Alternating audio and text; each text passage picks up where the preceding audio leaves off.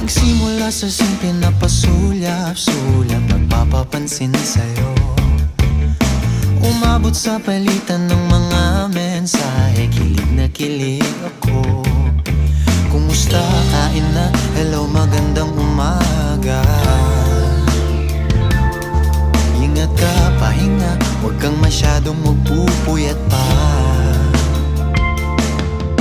Naramdaman ng puso na dahan